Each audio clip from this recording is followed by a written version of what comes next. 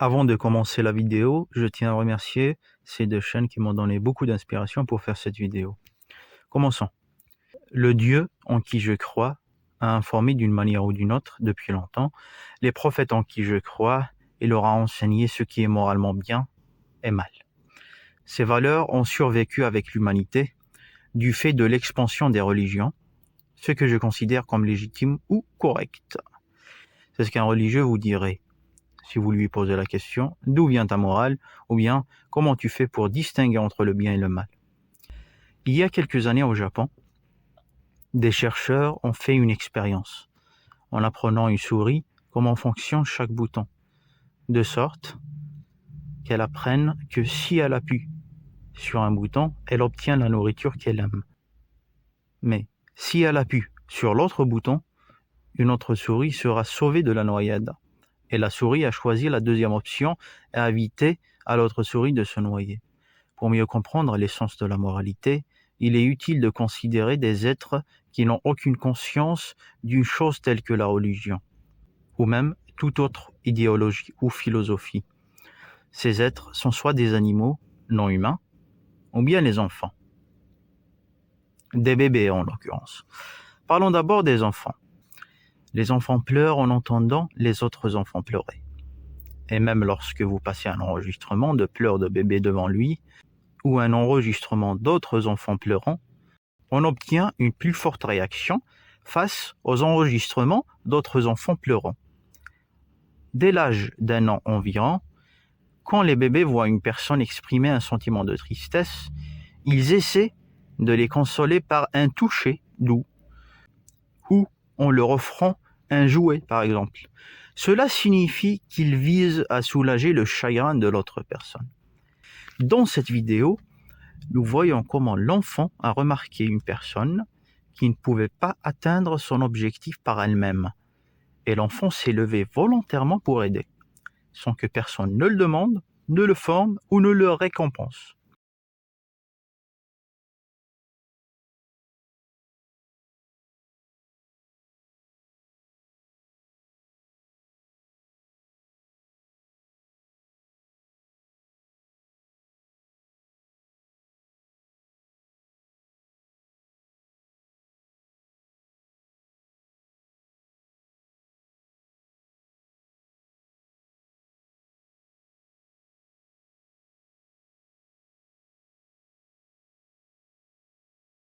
Regardez cette expérience. On montre aux enfants un objet qui est coopératif et utile, tandis que le deuxième objet est méchant et bloquant.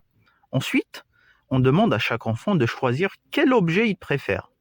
La grande majorité des enfants, qui ont 6 ou 10 mois, ont choisi celui qui aidait. Bien entendu, les chercheurs ont changé les couleurs et les formes pour s'assurer que cela ne dépendrait pas d'un enfant qui préférait les triangles rouges ou autres.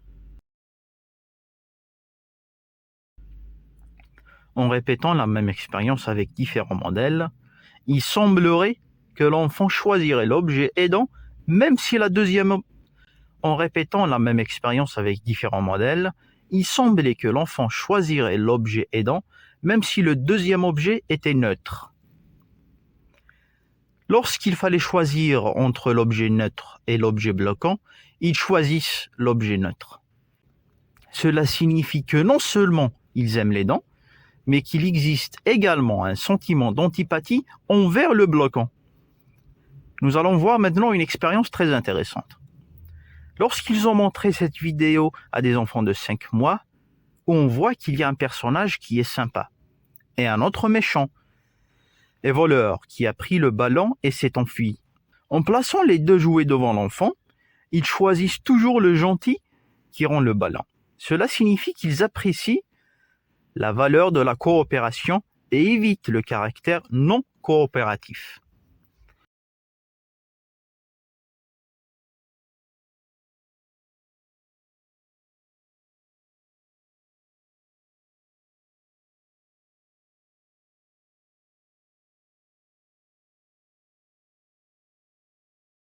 Dans d'autres expériences, lors de la visualisation d'un scénario où il y a un bon personnage et un autre mauvais, comme on peut le voir, Cet ours en peluche aide à ouvrir la boîte. Et l'autre, au contraire, attaque le jouet. Ensuite, il montre à l'enfant que ces deux personnages ont des cadeaux, de la nourriture ou des choses du genre, et demande à l'enfant d'en choisir un pour prendre ce qu'il a. L'enfant l'enlève toujours au méchant, mais lorsqu'on lui demande d'en choisir un pour lui offrir un cadeau, l'enfant le donne au bon. En d'autres termes, les enfants ont montré qu'ils avaient tendance à récompenser le bon et gentil comportement et punir le mauvais, ce qui est très important dans le respect de la moralité. Dans d'autres expériences, en montrant aux enfants certains scénarios, comme ceux que vous voyez actuellement à l'écran, parfois, il y a une injustice dans la répartition de la nourriture dans les assiettes, et à d'autres moments, il y a l'équité. En cas de répartition injuste, les enfants regardent plus longtemps. En psychologie du développement, les enfants qui regardent longtemps est connu pour signifier qu'ils voient la situation délicate ou étrange. Ce regard fixe n'apparaissait que lorsqu'il y avait des personnes assises à la table.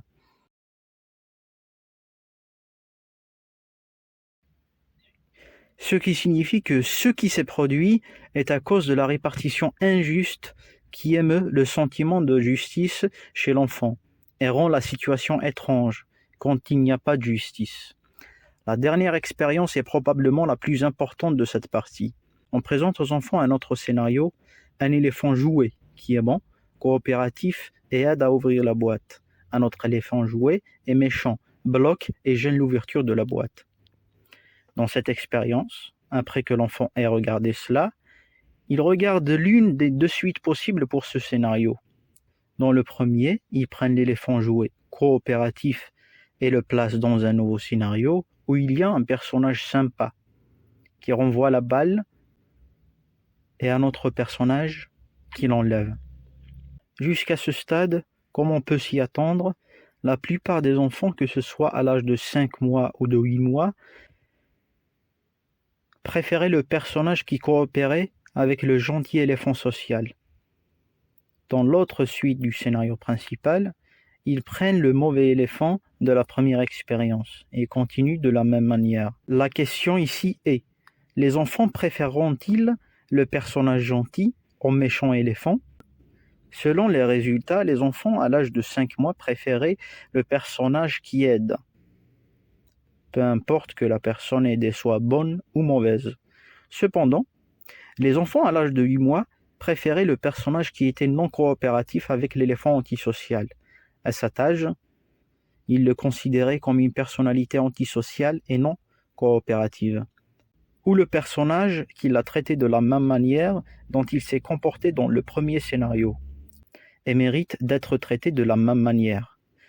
Pendant ces 3 mois de différence d'âge, entre 5 et 8 mois, quelque chose évolue dans le cerveau humain pour qu'il comprenne l'action non seulement en fonction de son effet sur le personnage qui reçoit l'action, mais aussi sur le destinataire en tant qu'individu ou personne, à qui ils accordent un certain statut, que ce soit positif ou négatif.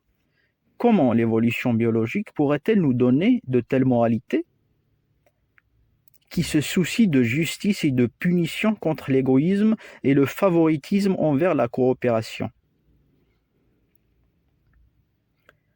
Pour essayer de répondre à cette question, nous allons commencer par comprendre le dilemme du prisonnier. Toi et ton ami avez braqué une banque. La police vous a arrêtés tous les deux. Mais les caméras ne vous ont pas capturé et il n'existe aucune preuve solide sur vous.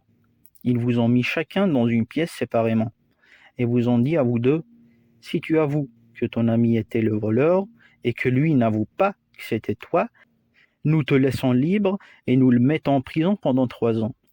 Si chacun de vous a avoué que l'autre était le voleur, chacun de vous ira en prison pendant 2 ans. Si aucun de vous ne dit rien, chacun de vous sera condamné à 1 an de prison. Tu ne fais pas entièrement confiance à ton ami et, à la fin de la journée, il pensera à lui-même. Si tu restes silencieux, tu risques d'aller en prison pour une période très longue. Mais il y a quand même une chance que tu ailles en prison pour la période la plus courte. De plus, Ta mauvaise moitié te dit qu'au cas où tu dénonces ton ami et lui ne dit rien, tu rentrerais chez toi libre, tandis que ton ami irait seul en prison. Et c'est là que réside le dilemme.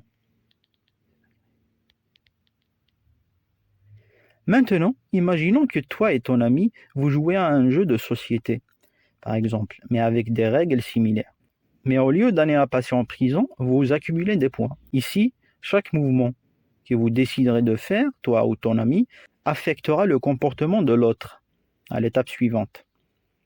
Quelle stratégie suivre? Par exemple, tu pourras te dire « je coopère au début, mais s'il me trahit une fois, je ne coopérerai plus. » Ou bien « je le fais au hasard pour que ce soit dur pour lui de prédire ce que je pense. Et comme ça, je gâche sa stratégie. » Ou bien « je ne coopère qu'au premier mouvement. Et pour le reste du jeu, j'utiliserai le principe du 1 pour 1. » Cette stratégie est appelée tit for tat. On peut traduire ça par du tac au tac. Il y a beaucoup de détails et de possibilités. Mais ce qui est important à savoir, c'est qu'en 1980, il y avait une compétition entre un groupe d'algorithmes jouant les uns contre les autres par paire. L'algorithme qui utilisait le principe tit for tat a obtenu le score le plus élevé de tous les autres algorithmes qui utilisaient d'autres stratégies. Il est utile que vous puissiez imaginer ce jeu comme une ressemblance avec un groupe d'êtres vivants. Disons un groupe d'humains. Si le plus grand bénéfice et le plus grand objectif de l'individu est la survie, on pourrait imaginer que les pouvoirs de la sélection naturelle conduiraient à un comportement non coopératif des individus. Mais ce que nous apprenons de cette simulation, c'est que les comportements non coopératifs, idéaux pour obtenir un bénéfice individuel, sont plus faibles que les comportements coopératifs. Cependant, il ne s'agit pas de n'importe quel comportement coopératif, mais seulement une coopération selon un principe précis, tit for tat. Au cas où il y aurait un groupe de personnes dans ce système qui serait toujours coopérative, cela permettrait à une personne qui ne veut pas du tout coopérer d'abuser du système et obtiendrait toujours ce qu'elle veut. C'est ce qu'on appelle un free rider. Cette personne veut rouler gratuitement et profiter de l'altruisme des autres, mais ne veut jamais coopérer. Elle veut tout le temps prendre, mais ne jamais donner. De cette façon, de plus en plus d'individus deviendront des free riders. Quand le nombre de ces personnes corrompues est élevé, ce système sûrement échouera, parce que sa continuité dépend de la coopération des autres. De cette façon, avec le temps, personne ne coopérera jamais. C'est ici qu'apparaît la beauté du tit for tat, une coopération calculée qui ne permettra pas les free riders. C'est ce qu'on appelle l'altruisme réciproque. Conclusion, la base de moralité est biologique. Une autre question se pose, mais si c'est le cas, pourquoi les principes moraux ne sont-ils pas les mêmes dans les différentes cultures de l'humanité? Il est intéressant de noter qu'il existe des dénominateurs communs dans la moralité humaine dans le monde. Cependant, ce ne sont pas les règles morales elles-mêmes concernant certaines questions. Et qu'est-ce qui est bon et qu'est-ce qui est mauvais à cet égard?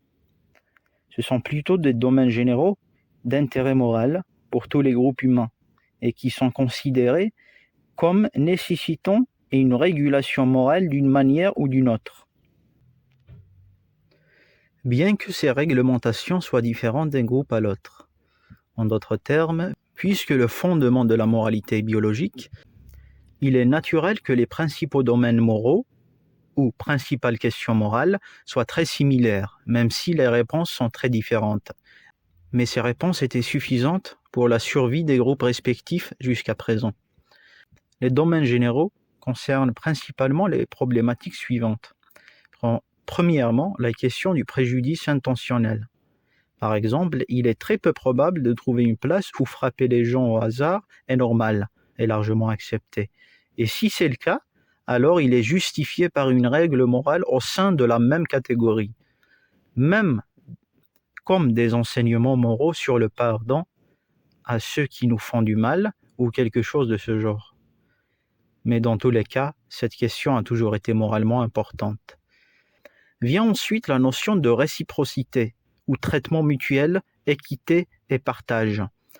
Partout dans le monde, il existe des règles de réciprocité et de partage. Par exemple, mentir est souvent mal vu moralement, car cela viole les principes de partage et de coopération avec les autres.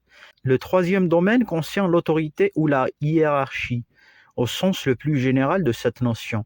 Cela inclut les principes de respect et de traitement de certaines entités qui forment une autorité, comme traiter d'une certaine manière des personnages comme le leader, le père, la mère ou les personnes âgées, et ainsi de suite. Quatrièmement, vient la question de la pureté ou de la propreté. Tu es toujours moralement requis de te protéger et protéger les autres de ce qui est perçu comme de la saleté physique ou spirituelle. Ce domaine comprend toutes les traditions morales du monde concernant les questions comme le sexe, la nourriture, le traitement des corps des morts, etc. Par exemple, le judaïsme interdit la consommation du porc, tandis que l'islam autorise la polygamie.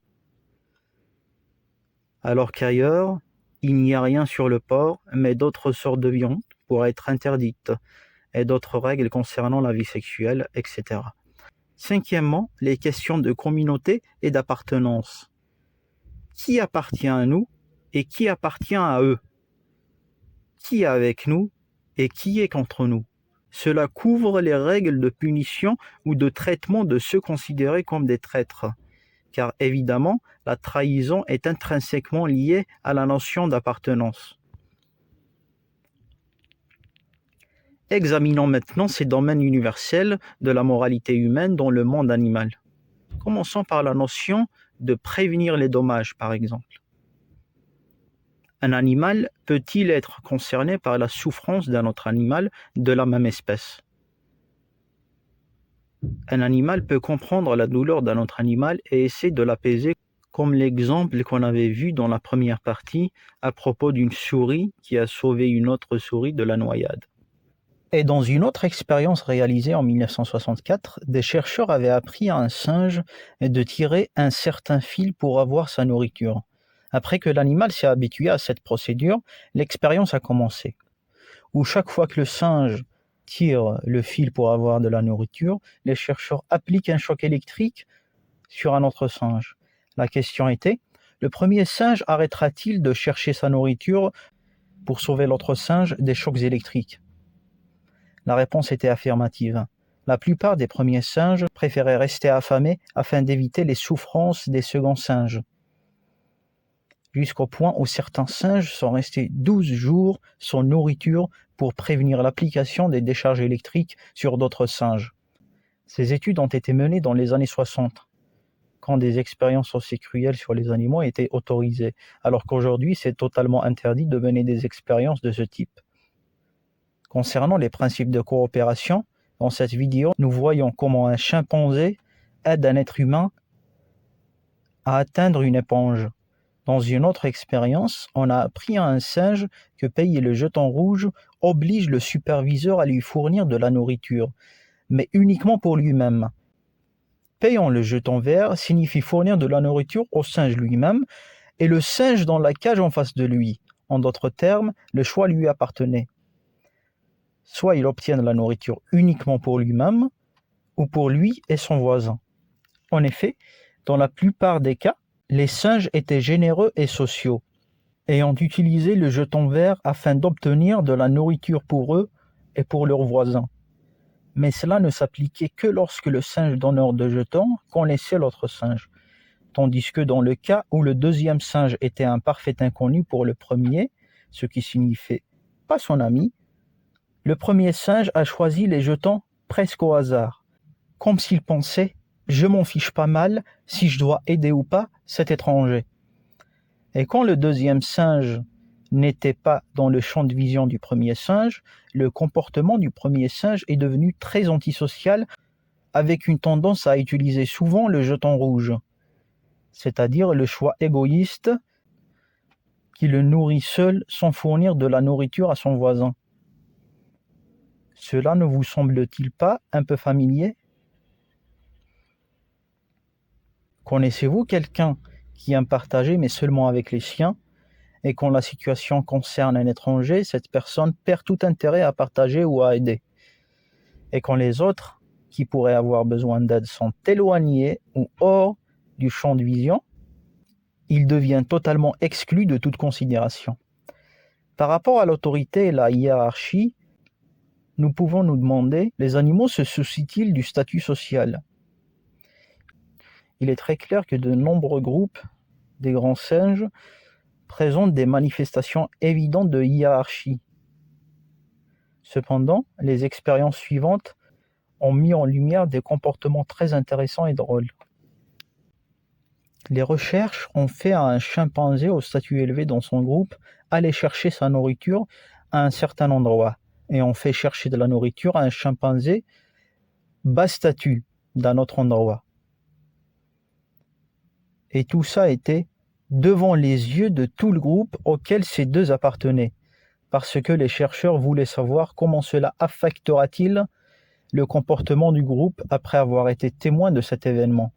En conséquence, la plupart des membres du groupe est allé à l'endroit où le singe de haut statut tirait sa nourriture. Il y avait de la nourriture aux deux endroits, mais les chimpanzés préféraient en général imiter la personnalité importante ou celui qui est célèbre ou influent. Cela semble également familier, n'est-ce pas? Concernant la réciprocité, une expérience menée en 2000 impliquait de mettre deux singes dans deux cellules voisines séparées l'un de l'autre par un filet. Dans la première situation, les deux singes doivent coopérer afin de tirer la nourriture vers eux. Le truc, c'était que la nourriture sera livrée seulement à l'un d'eux. Et c'est au destinataire de décider s'il partagerait la nourriture. Alors que dans la seconde situation, chaque singe pourrait travailler seul pour tirer la nourriture vers soi, sans l'aide de l'autre. La question était, en quoi les modèles de partage diffèrent-ils entre ces deux situations? Les résultats ont montré que le ratio de partage était plus élevé lorsqu'ils s'entraidaient, c'est-à-dire quand un singe voit que son compagnon l'a aidé à obtenir de la nourriture, il agit comme s'il pensait, en effet, cet ami est digne de partager de la nourriture avec lui. Quand les singes constatent toutes sortes d'injustices ou d'inégalités, ils n'acceptent pas la division et expriment leur ressentiment, comme le montre une autre expérience, où les deux singes payaient le même jeton et les chercheurs leur fournissaient la même nourriture, concombre. Tout allait bien pour les deux singes. Mais plus tard, lorsque les chercheurs ont commencé à donner des raisins à l'un des singes, les raisins étant perçus comme un prix plus important, tout en donnant des concombres à l'autre, le premier singe verrait que le deuxième est en train d'avoir des raisins. Le premier exprimait sa colère et jetterait les concombres à la face des chercheurs. En ce qui concerne les questions de pureté et de propreté liées à la nourriture, au sexe et au traitement des corps des morts, on sait que de nombreux animaux ont certaines coutumes pour s'occuper des corps des morts de leur espèce. De nombreuses espèces évitent également l'inceste et les relations sexuelles entre les membres de la même famille. La biologie elle-même ne nous suffit pas pour atteindre les systèmes moraux complexes que nous suivons aujourd'hui. C'est exact. Si cela signifie que les systèmes moraux animaux sont bien plus simples que ceux des humains, c'est également correct. Si cela signifie que c'est complètement faux de penser que personne n'a besoin de considérer les conséquences morales de ses actes parce que ces actions seront de toute façon automatiquement ou spontanément morales. Il est vrai que nous avons un cerveau complexe, doté d'un cortex frontal relativement grand, capable de concevoir des plans et des systèmes complexes et de les suivre en utilisant les systèmes des générations précédentes et les développer génération après génération. Sur cette base, nous disposons de systèmes épistémologiques complexes et en constante évolution, ingénierie, physique, mathématiques, etc. Autant d'exemples de connaissances collectives et cumulatives. Malgré sa complexité, nous ne prétendons pas que cette connaissance ait nécessité une intervention divine pour qu'elle atteigne le niveau qu'elle a atteint jusqu'à présent. Que la liaison. Certaines écritures religieuses prétendent que la raison de la diversité linguistique dans notre monde d'aujourd'hui est le résultat d'une intervention divine directe à un moment donné. L'histoire dit qu'un groupe de personnes construisait la tour de Babylone visant à atteindre les cieux, ou à atteindre le supposé Dieu. Alors Dieu a changé leur langue afin d'entraver leur capacité à communiquer, et donc leur capacité de coopération pour la construction de cette tour. Alors que les origines des langues restent encore un mystère d'un point de vue scientifique, et nous ne comprenons toujours pas en détail l'évolution et le changement des langues au fil du temps, mais aucun linguiste ne proposerait l'histoire de la tour de Babylone comme explication crédible à tout phénomène linguistique. Sur cette base, nous pouvons comprendre que s'il existe un certain système complexe avec de nombreuses versions dans différents groupes humains, et si ces versions partagent des traits généraux, mais diffèrent les uns des autres par de nombreux détails, et cela s'applique à la fois au système linguistique et au système moraux, comme nous l'avons vu aujourd'hui, cela ne veut pas dire que de tels systèmes nécessitent une intervention divine. Ils sont plutôt intrinsèquement complexes, en constante évolution et en interaction, et toujours exposés à de nombreux facteurs d'influence. Il est donc naturel que l'humanité prenne le temps de résoudre tous les mystères scientifiques à cet égard. Dans cette vidéo, nous avons mis en lumière la séparation entre religion et moralité. Notre objectif est simplement d'expliquer que le mythe selon lequel la religion est la source de la moralité est le résultat de tentatives simples et anciennes pour comprendre la moralité, à une époque où la science et la connaissance humaine étaient très limitées par rapport à notre époque, alors qu'en fait cette idée est totalement infondée. De plus, la religion ne peut pas être le fondement de la morale, car si c'est le cas, alors quelle religion ? Est-ce celle qui autorise ou interdit le divorce et la polygamie? Celle qui autorise ou interdit de manger des animaux? Chacune de ces religions a un ensemble différent de à faire et à ne pas faire. Et chaque adepte croit au caractère sacré de telles listes, les considérant comme provenant du créateur de l'univers ou d'autres entités métaphysiques. Et tout le monde devrait respecter ces règles, et c'est tout. Bien que tous les adeptes de toute religion sachent qu'il existe de milliers d'autres religions et systèmes moraux, ils auraient probablement préconisé un autre système s'ils étaient nés de parents différents de leurs parents actuels. Et au cas où l'un d'eux recourait à la logique pour prouver l'exactitude de son système moral, ça veut dire que la logique suffit pour savoir ce qui est moral. Nous n'avons donc pas besoin de religion ni de métaphysique pour parvenir à de bonnes conclusions. Alors nous avons besoin de rien de métaphysique ou de divin pour intervenir de l'extérieur de l'univers pour enseigner la moralité à n'importe qui. Si nous n'adaptons aucune liste religieuse de choses à faire et à ne pas faire, qu'est-ce que cela signifie? Qu'il n'y a pas de bien ou de mal? Ou bien n'importe quelle société peut adopter n'importe quel système moral et ce sera le bon, quelle que soit sa nature. Et moi, en tant que membre de cette société, je dois mettre des œillères sur mes yeux et suivre mon groupe? Ou pouvons-nous trouver des critères moraux sur lesquels nous mettre d'accord en dehors de la religion? Je vous laisse répondre à cette dernière question.